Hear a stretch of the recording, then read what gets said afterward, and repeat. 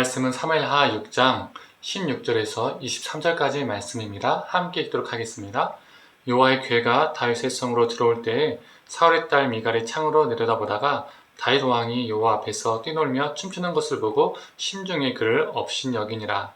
여호와의 궤를 메고 들어가서 다윗이 그것을 위하여 친 장막 가운데 그 준비한 자리에 그것을 두매 다윗이 번제와 화목제를 여호와 앞에 드리니라.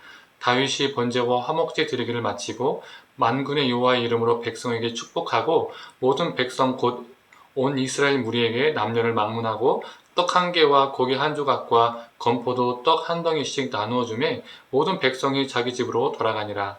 다윗이 자기의 가족에게 축복하러 돌아오매 사울의 딸 미갈이 나와서 다윗을 맞으며 이르되 이스라엘 왕이 오늘 어떻게 영화로우신지 방탕한 자가 염치 없이 자기의 몸을 드러내는 것처럼 오늘 그의 신복의 계집의 눈앞에서 몸을 드러내셨도다 하니 다윗이 미갈에게 이르되 이는 여호와 앞에서 한 것이니라. 그가 네 아버지와 그의 온 집을 버리시고 나를 택하사 나를 여호와의 백성 이스라엘의 주권자로 삼으셨으니 내가 여호와 앞에서 뛰놀니라. 내가 이보다 더 낮아져서 스스로 천하게 보일지라도 네가 말한 바 계집종에게는 내가 높임을 받으리라 한지라. 그러므로 사울의 딸 미갈이 죽는 날까지 그에게 자식이 없으니라. 아멘. 아침 묵상을 들으시는 모든 성도님들에게 하나님의 은혜가 있기를 간절히 소망합니다. 다윗은 하나님의 언약궤가 자신의 성읍으로 들어옴을 기뻐했습니다. 그래서 14절에 춤을 췄다라고 나와 있죠. 여기서 춤추다라는 단어는 메카르케를 하는 히브리어인데요. 뛰면서 빙빙빙 도는 춤을 의미할 때 사용됩니다. 이 단어가 분사형이기 때문에 한 번, 두 번 이렇게 잠깐 추고 만춤이 아니라 계속적으로 빙글빙글 돌면서 춤을 추었다는 것을 보여주고 있습니다. 요즘 아이돌이 추는 춤처럼 딱딱 맞춰서 추는 칼군무 춤이 아니지만 다윗은 너무 기뻐서 너무 신나서 방방 뛰면서 돌면서 춤을 추었다는 것입니다.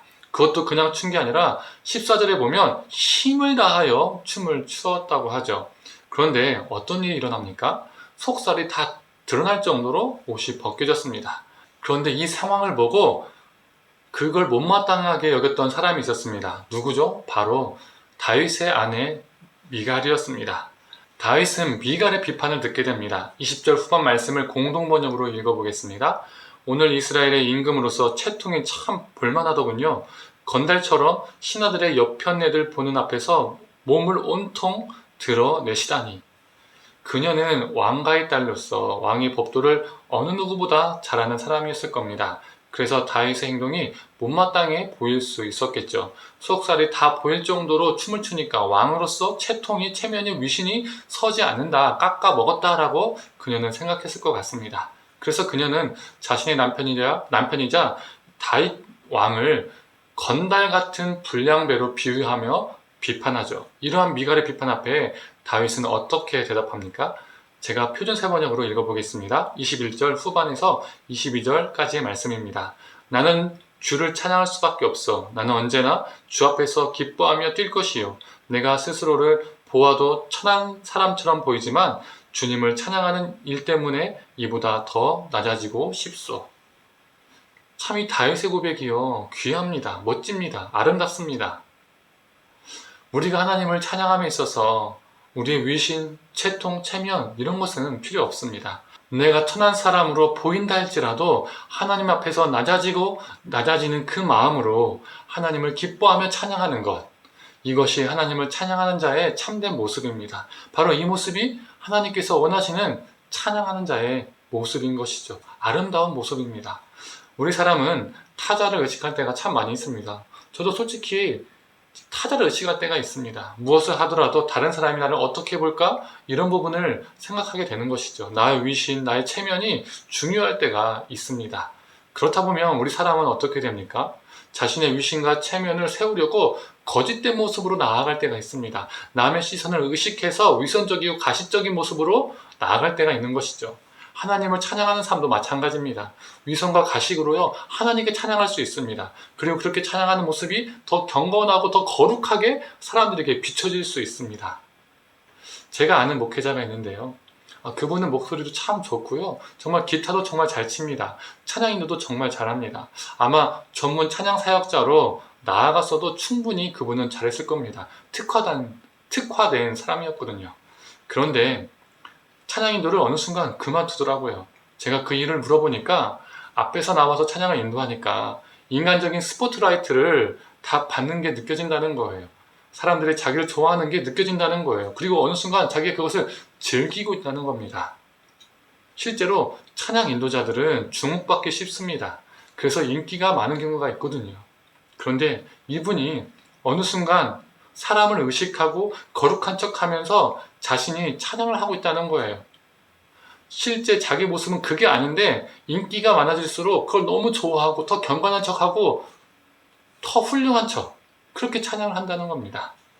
자신이 사람의 시선에도 넘어지지 않는다면 이 찬양 인도를 계속 하겠지만 자신이 그 정도의 그릇이 아니라고 생각해서 찬양 인도를 그분은 그만두었었습니다.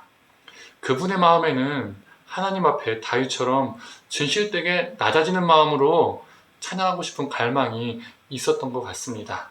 성도님들, 우리도 이 간절한 마음이 있기를 소망합니다. 내가 더 낮아져서 천하게 보일지라도 나는 하나님을 찬양하겠소! 라는 이 다윗의 고백이 우리의 고백이 되길 원합니다. 내가 어떠한 상황 속에서도 사람을 의식하지 않고 환경에 좌우되지 않고 오직 하나님만을 온 힘으로 전심으로 찬양하는 저와 성도님들 되기를 간절히 원합니다. 우리의 진심된 찬양을 우리 하나님께서는 기뻐 받아주십니다.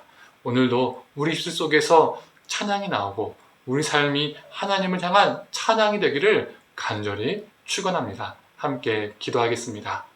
하나님, 다윗은 자신이 낮아지고 낮아져도 하나님을 찬양하겠다라고 말합니다. 자신이 천하게 보일지라도 하나님께 찬양하겠다고 합니다. 하나님, 이 다윗의 마음이, 다윗의 고백이 우리의 마음과 우리 고백되게 하여 주시옵소서. 우리 체면과 사람의 의식을 하지 않고 오직 하나님만 바라보고 하나님을 우리의 전심을 다해서 찬양하자 되게 하여 주옵소서. 입술로 찬양하게 하시고 또 입술로만 끝나는 것이 아니라 우리의 삶을 다해 온 힘을 다해 하나님을 찬양하는 찬양의 사람 되게 하여 주시옵소서. 오늘도 그렇게 살게 하여 주시옵소서.